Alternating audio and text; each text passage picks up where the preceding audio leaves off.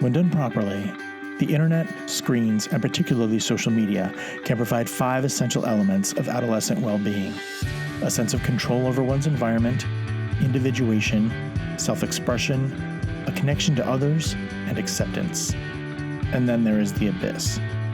Welcome to App-Propriate, a podcast designed to give you a little taste into the positives and negatives of the most popular social media apps, so that you and your most importants can make more informed, healthy, and safer choices when it comes to interacting through your screens. I'm your host, Joe Langford. Note that I said safer, not safe. Interacting through screens with other humans contains a degree of natural risk, just like real life. And I believe that education leads to empowerment, and I hope this information helps add a degree of safety, social responsibility, and good digital citizenship to your social networking and the conversations you have about it with your family. Today's episode is about Duolingo. Duolingo, the uber-popular language learning platform, has made learning a new language accessible to anybody with a computer or smartphone.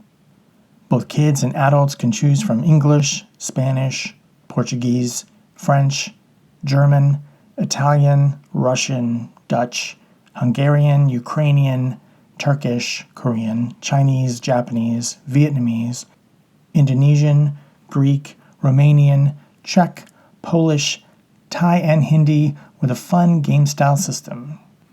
After email registration, users select from the list of available languages.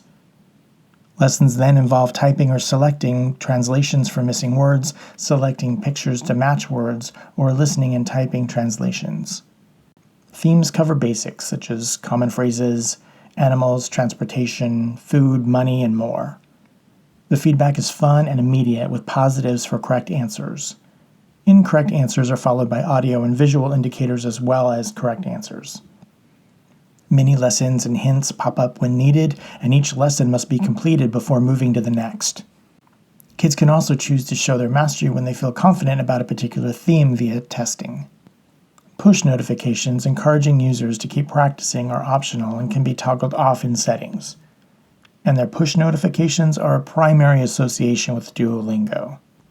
Duolingo is famed for their use of passive-aggressive push notifications, complete with the Duolingo owl, a mascot designed to represent knowledge, as a crying emoji if you go too long without completing your daily 5-minute lesson.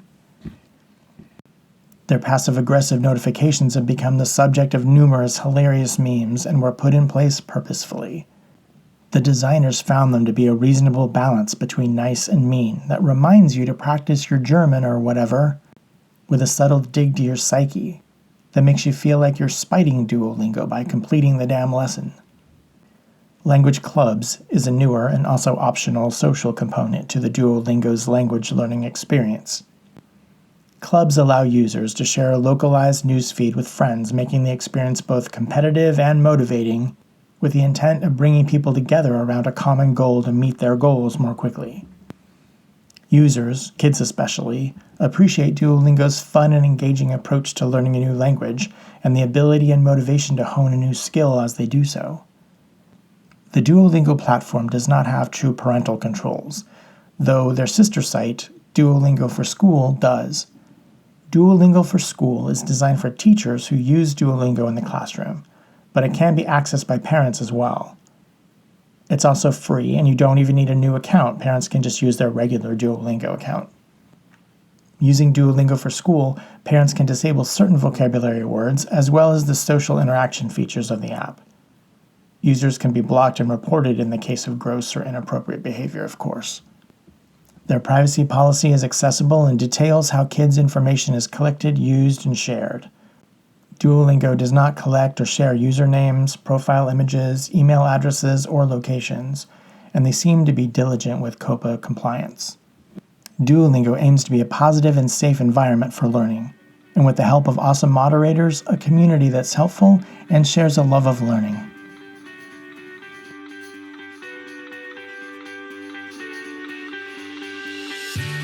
Thank you for listening. I'm Joe Langford. I'm a therapist, a sex and tech educator, and a dad, and I specialize in helping families navigate that intersection of adolescence, sexuality, technology, and behavior. More information about me and my work to promote healthy, positive, and safer sexual and social behavior, both online and off, can be found at my website, beheroes.net. The advice presented in this podcast is a form of education and is intended to provide general information about common though broad topics that impact underage people. Specific circumstances and facts may make said advice unsuitable and/or other actions necessary for individuals. This podcast is meant to be an adjunct, not a replacement, for IRL experience, professional advice, and good old-fashioned common sense.